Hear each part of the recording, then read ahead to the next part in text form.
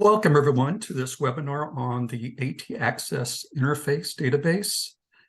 AT Access, the AT Access interface will interface with tools that help people decide what assistive technology might best meet their needs, as well as AT Network.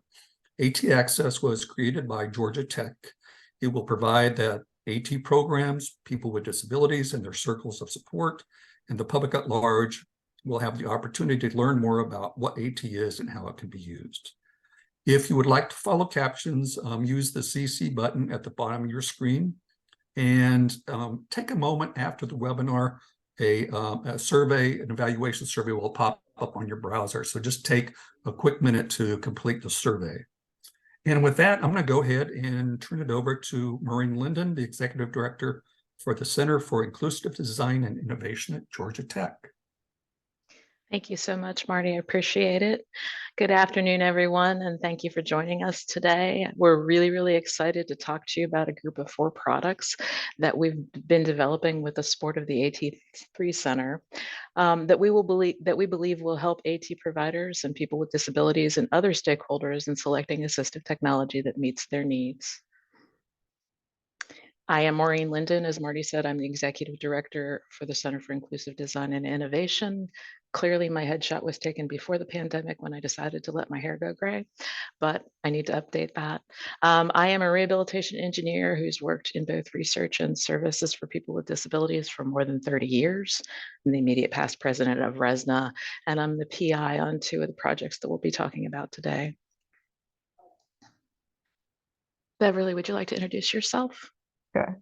Hi, everyone. So I'm Beverly Vaz. I'm a recent graduate from Georgia Tech, where I majored in human-computer interaction. And currently, I work with CIDI on both their research and development wing and play a key role in the development of AT Network. Happy to be here today. Thank you, Beverly. The tools that we're presenting today have been created in cooperation and support of a lot of groups. ACL has provided generous support through both the AT3 Center and ATAP, as well as through the National Institute on Disability, Independent Living, and Rehabilitation Research. ATIA has partnered with us to help us reach our stakeholder groups in the process.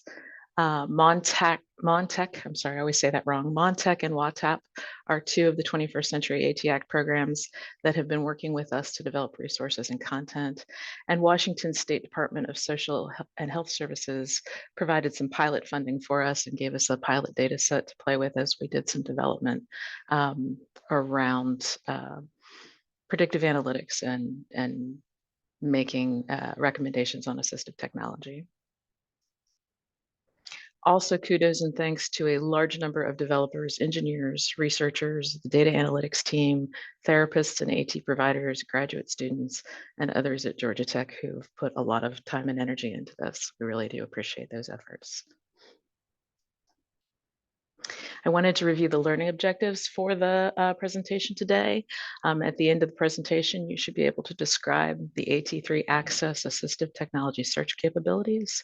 You should be able to describe the suite of collaborative tools that AT3 Access partners with. You should be able to identify 1 or more elements of AT Network and 2 of its resources that assist the community. You should be able to describe the advantages and disadvantages to the processes that we use to create work access decision-making tools, and the advantages and disadvantages that describe the process that Access for Aging Well used to create its decision-making tools. We'll try and call those out as we go forward. All good projects start with tools. All good projects and tools, start with a vision, purpose, and scope. And so in deciding to create this suite of tools, we use some of the things that we know for identifying our needs. We know how fast technology changes. It advances constantly, and assistive technology is no different.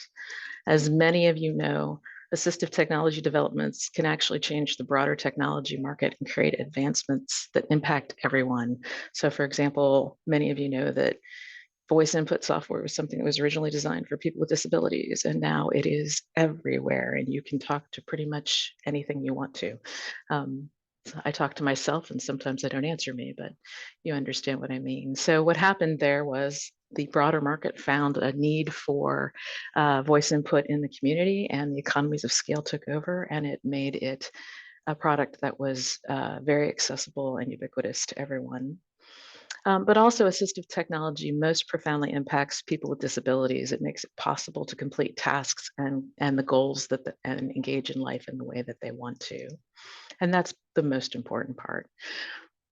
Finally, assistive technology practitioners and those who work for the 20th Century Act community need a quick and reliable way to find products and information to assist providing access to assistive technology devices and services.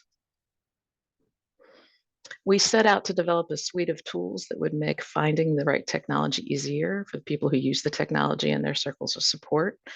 Our design process is very person-centered. People with disabilities have been involved in the design process for the tool and the evaluation processes to make sure the tools are usable and acceptable, as well as in the development processes and other things that have happened as we've moved forward.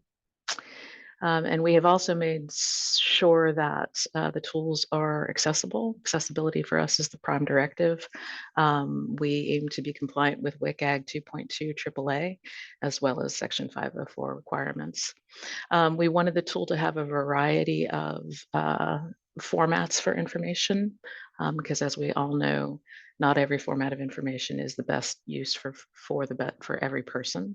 And we wanted to have flexible search functions that would allow people to find things when they didn't quite know what the name of it was. If you're looking for something and you don't know what exists out there, it's awfully hard to search for it. So we wanted to use elastic search terms and allow mistakes or allow different words to be used. Before we get into each individual product, I wanted to give you a broad overview of how each of the products interact with each other. I know this slide is a little complicated, but it kind of gives us the 1,000-foot overview. So first, in the green block on the top, AT3's AT Access tools provide quick access to decision support that helps AT providers meet their mission of providing assistive technology information, services, and support to a broad range of people with disabilities. The portal has quick search features that allow individuals to select an activity and functional limitation, and it provides technology recommendations based on those selections. If someone selects a functional limitation or activity that matches other more in-depth search tools, AT3's portal passes them directly and seamlessly to the other tools. The two other tools are on each side. One is in orange and the other is in blue. And they provide in-depth AT decision support that assists with those specific functional limitations and environments. So Aging Well uses machine learning algorithms for existing data sets to make technology solutions and recommendations, while Work Access, the blue one on the right-hand side, was developed with crowdsourcing from subject matter experts and prioritizing solutions based on literature and feedback from system users. Both of these provide technology solutions, which are then fed into AT Network, which is our online community of practice. AT Network contains an AT product database that we keep up to date, that allows people to see what products are available, as well as informational resources like documents, videos, and images that allow people to see how technology can be used and provide support in deciding what technology is right for them. Finally, there's also community discussion available on AT Network. So now we're going to get into description of the individual tools. The AT3 Access tools, remember this is the green area on the graph that we showed just a minute ago. AT Access is your front door to all of these tools. It provides an intuitive high-level search based on function and activity, and it facilitates transitions between the other tools. In addition, AT3 AT Access also provides more in-depth search capabilities for very specific activities of home access, specifically home ingress and egress, and transportation around the community. And we hope to expand this list of activities within the AT3 portal with additional supports down the road. I'd like to present a case study that we'll be using as we demonstrate some of the different tools and their features as we move forward. So this is Jim. Jim is a 74-year-old widower. He's recovering from a stroke. He has residual weakness on his right side in addition to right side neglect. His short-term memory has been impacted and he gets frustrated with complicated directions. Jim wants to visit his grandkids as well as his veteran friends, and he thinks that public transportation may be an option for him. So as Jim comes to the AT3 Access portal, I'm going to have Beverly show you what happens when he sees that. So I'm going to stop sharing, I think, and Beverly's going to share.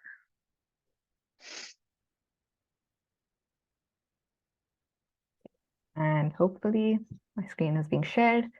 Mhm. Okay, so assuming I'm Jim and I've come onto the AT3 Access portal, the area of activity I would need help with is transportation, given that we know he would like to visit his grandkids and veteran friends. So he selects transportation on this first step.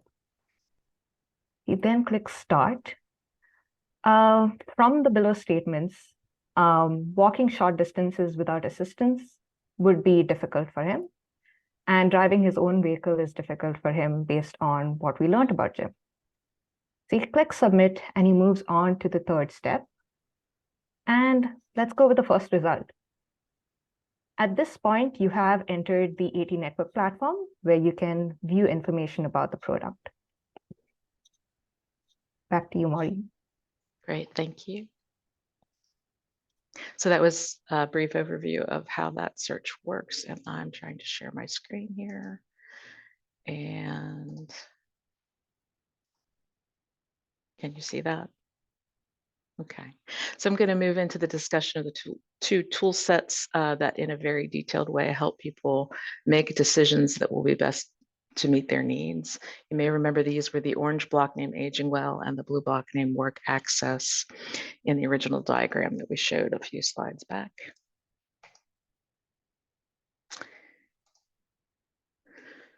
So we began developing online decision support tools that filled gaps from existing assessment tools online. Many of these tools don't consider all the necessary environmental or activity factors within decision support, and the tools are not designed to be used by all stakeholders in the assistive technology world. And finally, when we looked, none of the tools covered all three phases of the assessment process. Many of them covered the investigation phase where they collected a bunch of information about the user and maybe perhaps what they were trying to do. And very few of them moved on to the interpretation phase where they interpreted all of the data and then came back and assigned an intervention, providing the technology and perhaps customizing it for the end user to use. So we wanted to fill those gaps. We developed the Work Access Decision Support Platform. It's designed to be used by a couple of different groups of people. For starters, we know that people with assistive technology and job accommodations expertise are only consulted in about 1/3 of the work accommodations that are made throughout all employers in the nation. So as a result, we wanted to design a tool for finding out about accommodations that would be used by the employee and employer working together. And our second target audience were AT specialists and AT providers, but really this tool can be used by everyone. It contains an assessment protocol and it collects information about the employee, the workspace, the task to be completed, and then developed the protocol using crowdsourced decision trees that recommend assistive technology and work strategies. So basically, we pulled together a series of questions that help people step very logically through the decision process. And then we went to teams of AT providers throughout the country to verify that the decisions that we had made and the way that the tool branched was what the decisions they would make and how they actually would proceed in an assessment. And then the AT solutions are fed into the product database of the AT network. So once we get to the point where an AT tool is recommended, we switch platforms again.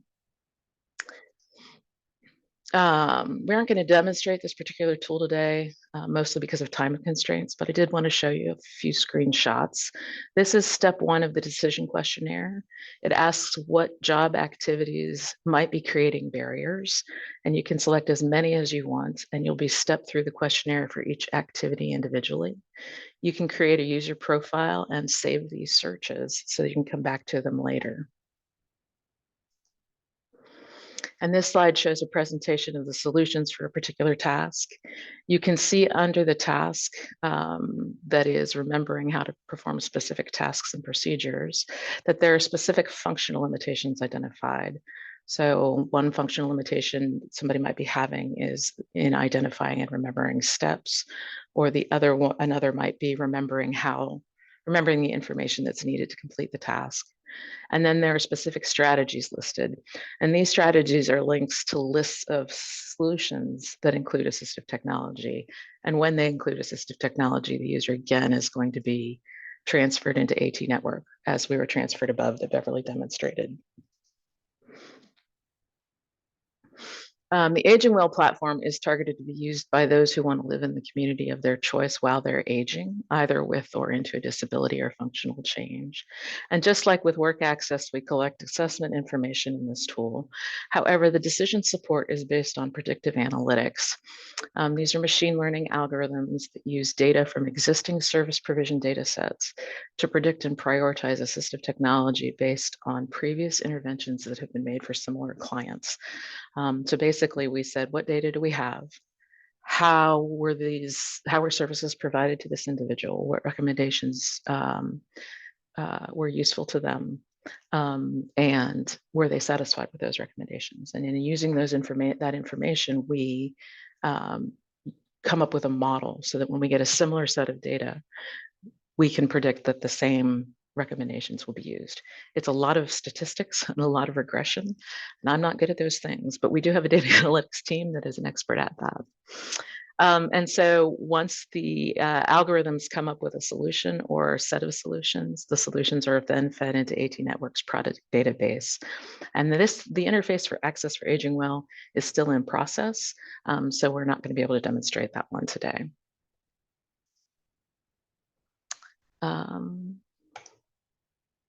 So I do want to ask everyone, and I know that I can't see the chat because I'm screen sharing at the moment, but maybe Beverly, you can help me out.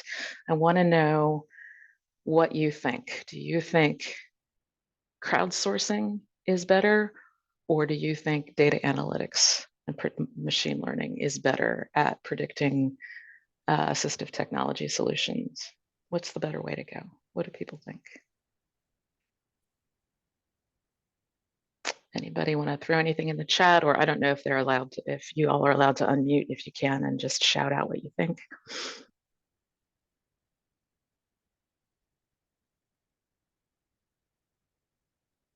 Are you seeing any?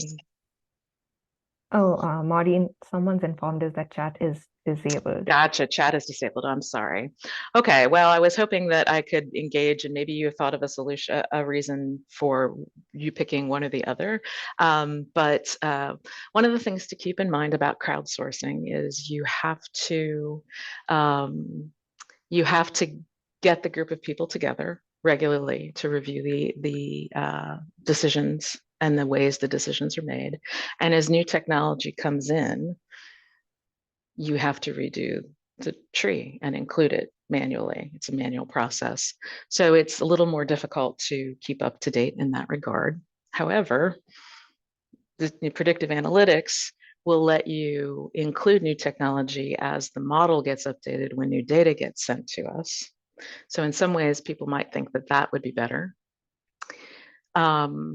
But the problem with that is that if there is a policy by the people who are providing the services or the people who are paying for the technology, with predictive analytics, technology that's not allowed to be purchased or not allowed to be recommended, we will have no data for it and we will not be able to recommend it because it hasn't been recommended before.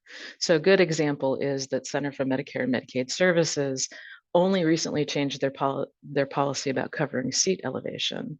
So we don't have any data in our data set that says seat elevation was provided and the person really liked it. So as a result, our models are not going to recommend that until seat elevation gets into the system and people start providing it. On the other hand, if we know that there's been a policy change for the crowdsourcing, we can immediately go and crowdsource a new decision support around that topic. And in that way, that might get up to date faster. It's hard to know. So I wanted to kind of talk that through a little bit with y'all, because I wanted to say that neither one of these methods is better than the other, but also it's one of your learning objectives. So I wanted to make sure we covered that. Okay. Now we are going to talk today about the last tool. This is the yellow AT network block on the diagram that we showed earlier. This is the community of practice that we wanted to talk about. We wanted to build a place where we could bring together all of the AT stakeholders, people with disabilities, their families and support circles, counselors like VR counselors, educators, AT manufacturers and AT vendors, and even AT researchers and developers. And we wanted to seed this place with information needed to find out about and incorporate AT into the lives of the people who benefit from it. So we have an AT product database available. We have informational articles and demonstration videos, and we have discussion forums available to this group. And then we wanted to expand access for those people who are remote or rural and for other underserved communities so that they could find AT that benefits them. We wanted to sort of turn everyone loose in this environment and see what discussions would happen and what barriers are identified and what ways technology might be being used sort of off label where, hey, I've actually used this in this way, but that's not what the manufacturer thinks I'm doing with it. And we wanted to see what conversations would happen. The idea behind AT Network was that we would take an evidence-based approach, this top orange area, where we base our resources based on current use patterns. And we would open a community of practice and see what people learn. So the community of practice development, which we're going to show you and demonstrate here in a minute. And people come in and learn about new technology, about ways to choose technology or ways to adapt the technology that they have. And we'd see if their conversations show that they would become more independent in activities or that they'd gain knowledge about technology. So the blue graph and the green graph, the blue box and the green box on this graph here. And we hoped that use patterns would change, which would then update the information provided by the community because the community is the one discussing everything. So one thing to note about AT Network is that AT Network is open to the public. The product listing is open to the public. The informational resources are open to be viewed and in the discussion forums. But because there's research going on in the background, in order to ask a question or give something a thumbs up or provide information, you have to join and consent to be part of the research. And Beverly's going to talk a little bit about that process as we move forward. The first item I think that Beverly is going to demonstrate is the AT product database. I just wanted to give quick information about it. It contains up-to-date information about AT products, and we receive the information that is in this database directly from the vendors in their database, the one they use to run their website, so that we're pulling from them to update the information on our websites. AT providers can come and find this information and they can send their clients links about it. They can bookmark it in a browser. They can have quick access to it. And then the products are linked back to the vendor for purchase. So there's quick and easy access from the AT provider's perspective and a direct link back to the AT supplier's website to move that forward. So now I'm going to turn this over to Beverly, and she's going to demonstrate a lot of the features of AT Network. And I'm going to stop sharing. There we go. Alrighty. Let me know if this is visible. Yes, we can see it. Perfect. All right, so bringing everyone back to the page we last saw of AT Network, which was the information for that specific product that Jim selected from AT3 Access, and then he entered AT Network. So specifically on the product information page, there are various key pieces of information that would be visible to a user. For instance, the product description, which conveys the user population that this specific product is intended for. So in this case, it's individuals with mobility disabilities or spinal cord injury. In addition, the product description also informs the user about technical specifications like the dimensions and capacity of this product. So in addition to this, we are able to see the price that is listed for this product, which is related to the price that a particular distributor of a product is selling it for. And this does tie in with the fact that you can see the distributor listed for a product as well as the manufacturer. In our case, both of these are the same for this product. We do allow multiple distributors to be listed for a product, and it would be displayed on this page. In addition to that, a user can see the rating for a product, which is tied into the product reviews that users of this platform can leave. So the reviews are listed out here.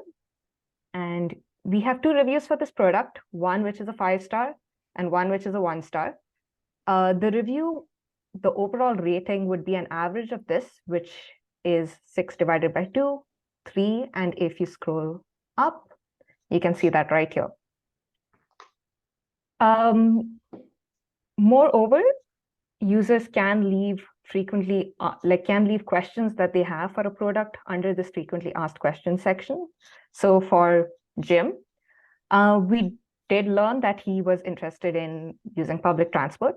And this product might not be a perfect fit for him, but he would like to see if he could incorporate this product in his lifestyle. So as Jim, let me ask a question. Can I use this chair on a bus? And that question is displayed out here. Now moving on from the product database that's available on this platform, we also have informational resources available to end users. So informational resources are here to help people decide between multiple assistive technology products. So as Jim, something that might be of interest to him is funding solutions, which might help him make a more informed choice on the types of funding support he can get for his assistive technology. So when he reads this article, he can see the various sections and key pieces of information that's listed out here. In addition to that, he'd be able to like this article. So I'd give it a thumbs up. We also have views listed, which is the number of people that have visited this specific article. And the author of the article would be able to see the number of people who have visited the page. You can also leave a comment on the article, which provides this ability and opportunity for users to engage in discussion about a specific topic. So as Jim, I would leave a comment saying, is there funding for veterans?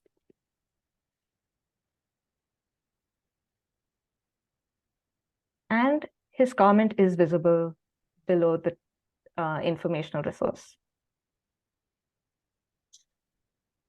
In addition to that, another key pillar of AT Network is the discussion forum.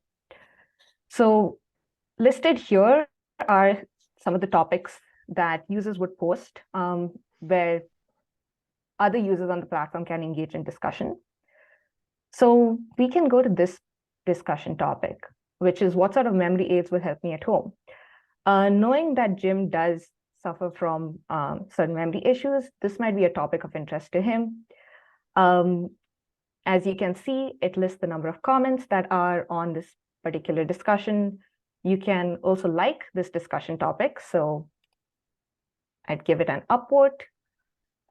And you can, as a user of the platform, you can leave a comment on a particular discussion. So a comment I would leave is, let's say, hey, I am having problems with remembering to take my daily medication. Can someone give me examples of medication memory aids. And when I click submit, we can see that Jim's comment is displayed on this discussion topic. So another piece of this platform that I would like to walk you all through is how would someone register or like become a user and participant of this platform. So I would click on register. Let's say I'm going to use my initials. We'll use my email. And I'll create a password for myself. The next step would be the consent form that you would have to accept in order to complete your registration. So I'm going to scroll through this all, agree and proceed. Then we have the community rules, which specifies rules for participation on the platform, which we then agree and proceed. And then you have your verification code, which in my case, I have received on my email.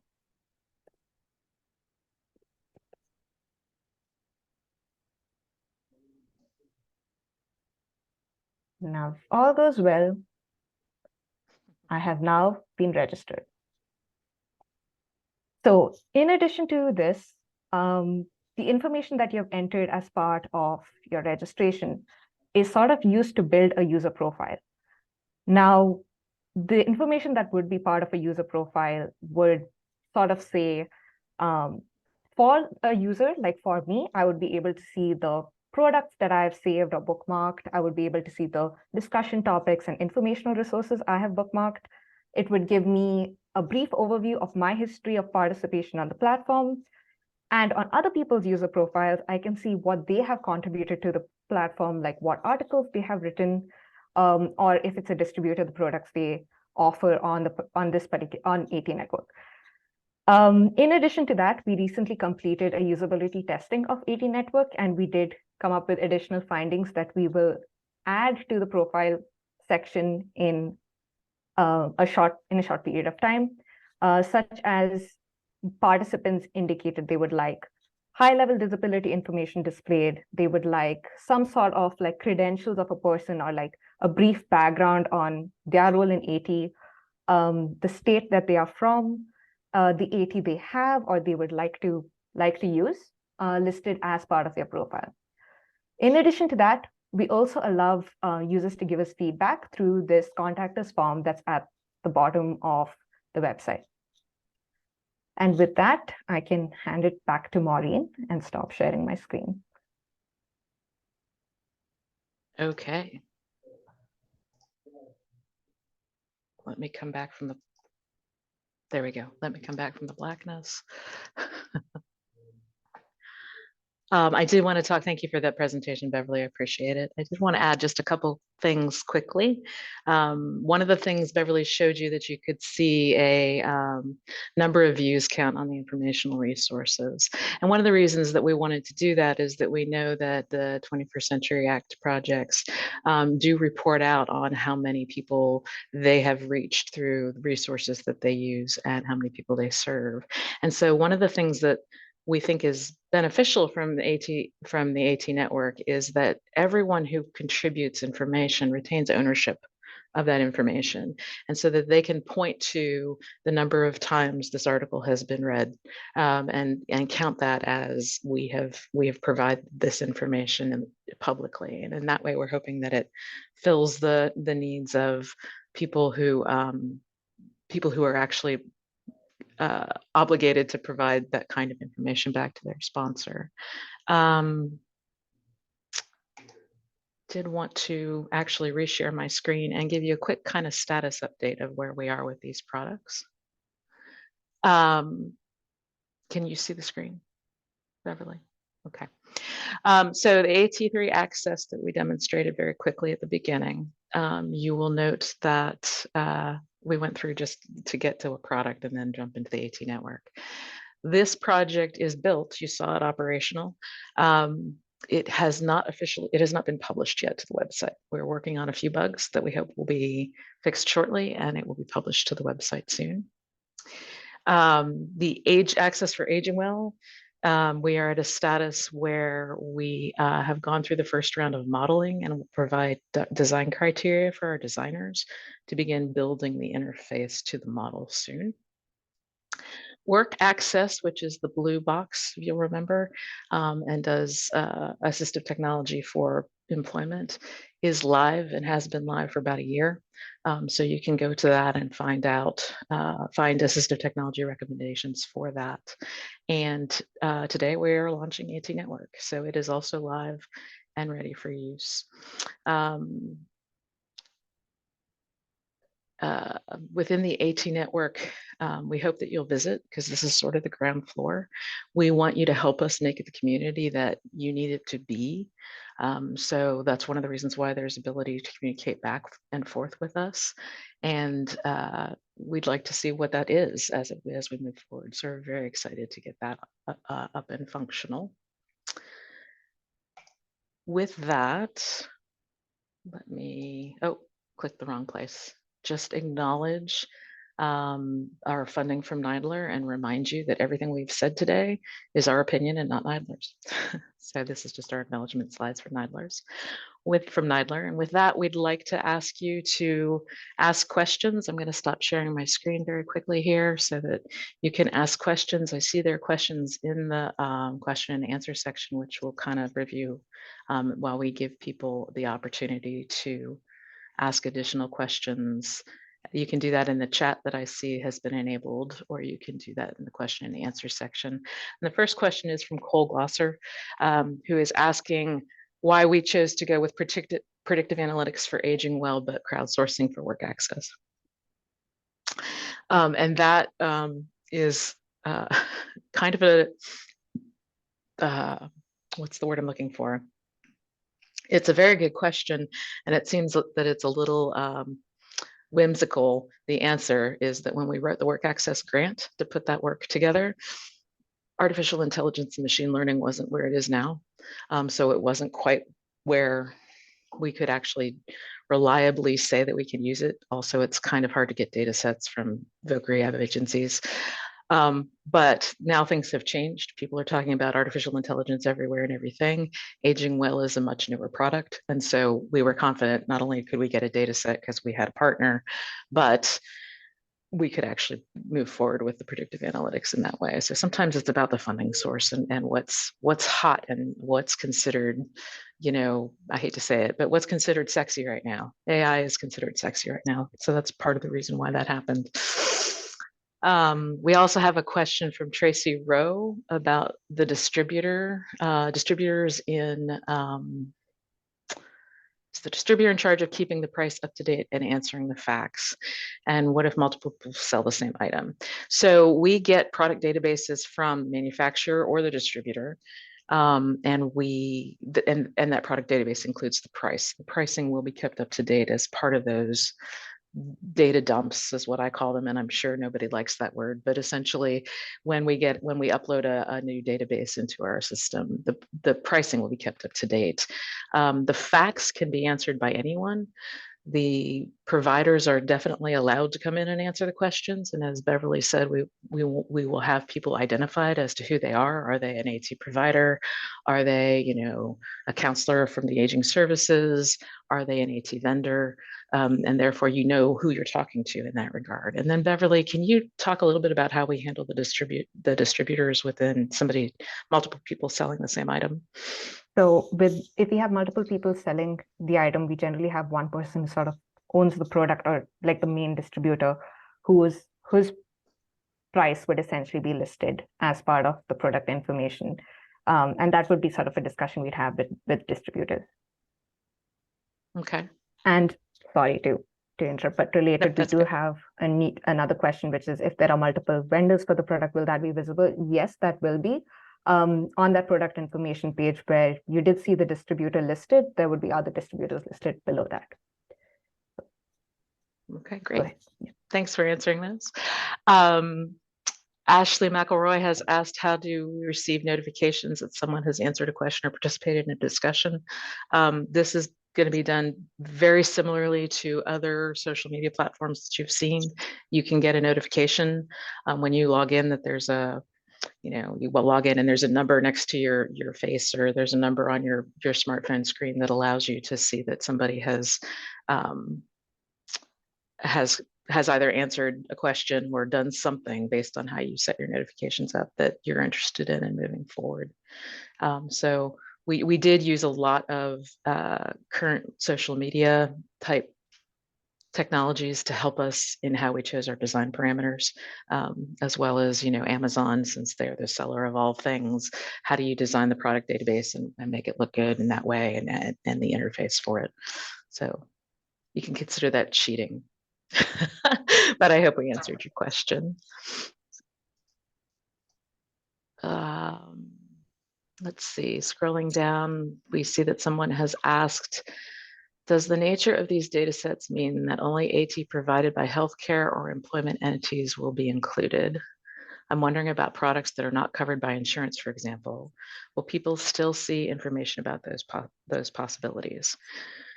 So within the decision support tool that is Access for Aging Well, that is the only tool that is impacted by policy. And what you're talking about here is a policy thing. So if the healthcare person or the employment entity doesn't want to buy it, it won't be recommended because we don't have a data record of people using it. But when you get dumped into the AT network, when you transfer from Aging Well's search tool that comes up with solutions into AT network, you have access to all of the information about all the products that are there. You get to explore however you'd like to explore and enter into the conversations that other people are having about using particular technology. So because we used predictive analytics for Aging Well, it has that limitation. The rest of the data sets have nothing to do with policy. The work access, for example, was developed by AT providers who went in and actually verified, yes, indeed, these are the decisions I would make, and this is the technology that I would recommend, which doesn't have to do with whether the employer will buy it or not. So I hope that answered your question. Please write back if it did not. Did I share the web addresses yet? Ooh, I forgot to do that. I was going to do that. So AT3 is not live yet. And therefore it is not, it's gonna take me a minute to get the web addresses up, but I will definitely get there. AT3 is not live yet. We don't have a website up for it yet. Work access is available. I'll put it in the chat.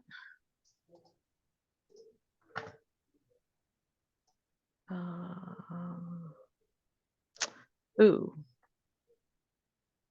So I have a question because I don't know if I put it in the chat, will everybody be able to see it? I think we could share AT network. We can share work access. Is that in the, do I put that in questions and answers? Put it in questions and answers because I'm not quite certain why people can't see the chat, but. Well, it should be enabled now, I believe. Okay. I'm seeing it fine, but okay, that's good. Do what you think is best. There it is. Yep. Yeah, okay. People. Okay. Maureen, sorry to interrupt, but I think work access is on our dev environment, so maybe it's better to share AT network for now, and then I'm going to share AT network. Yeah. Yeah, and then we could in just a send second an email with the work access one. Okay. Where people can see the chat, I guess. Okay. Okay, so people can say they're seeing the chat. That's good. It just, I was only allowed to share with hosts and panelists, so I wasn't sure if that was everybody or not. I just wanted to make sure. Okay, so we did share that.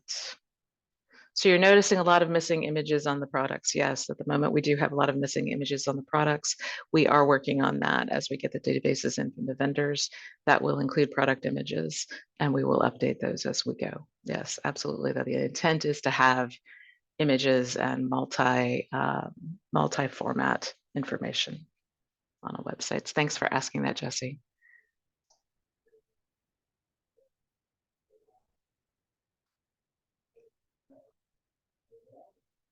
Any other questions?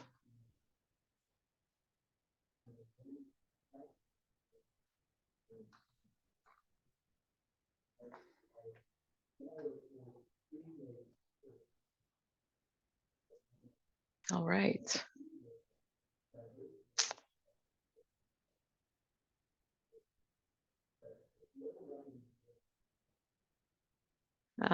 We're seeing that in the chat, webinar chat, where you're asking us to share the links.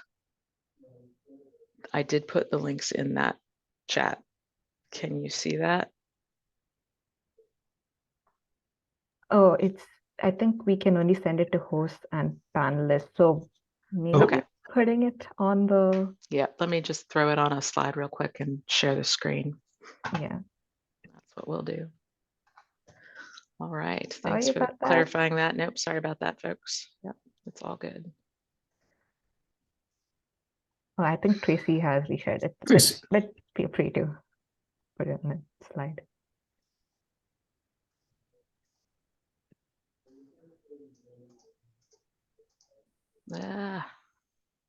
Okay.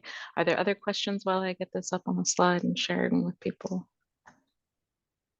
Maybe respond to the Q&A and make it share to the audience. Oh, I could put it there as well.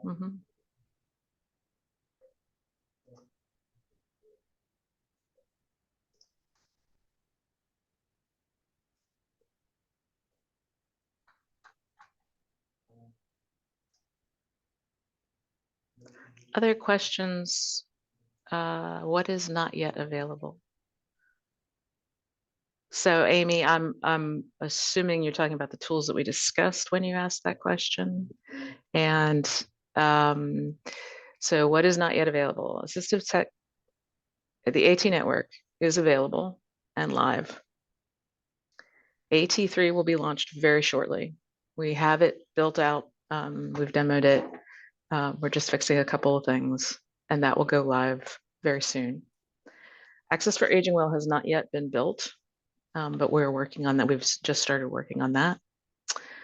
And then Work Access, I was under the impression was live and being used, but Beverly, you're telling me it's on a dev site, or maybe my link is the dev site. The dev So site. yeah, so I need to get the link to y'all. That's not the dev site link. I understand now. Okay, so working on figuring out how to get you that link. What other questions might there be?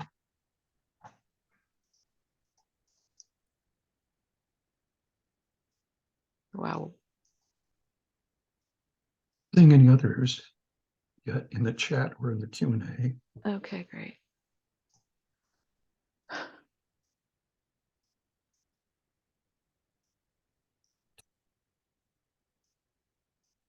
Well, good. All right. Well, Thank you so much Yep. for that presentation. I just Sure. want to remind everybody that there should be a evaluation survey for the webinar that pops up right afterwards. So please just take a minute, just 3 or 4 questions. So that really helps us out. So thank you both again for being here and for answering questions for folks. And I want to just wish everybody to have a great afternoon. Okay, great. Thank you. Thank I did Thanks see again. one more question come up before we Go ahead. and that is Amy Perrin, who's asked how we want you all to help us promote. What we'd really like you all to do is come use the system. And in that way it grows, because as you put in resources that you may want to refer people you're serving to, it brings more people to the website and keeps it moving forward. But if you would like to talk about it in other ways, I can definitely give you slides and information to help you do that. So thank you for that. And I'm sorry, I didn't mean to interrupt our sign off, but thank you, Marty. We really appreciate the opportunity to demonstrate this and show it to the community. It's been very helpful for us. Absolutely. All right. Thank you all. Thank you so much. Have a great day. Bye.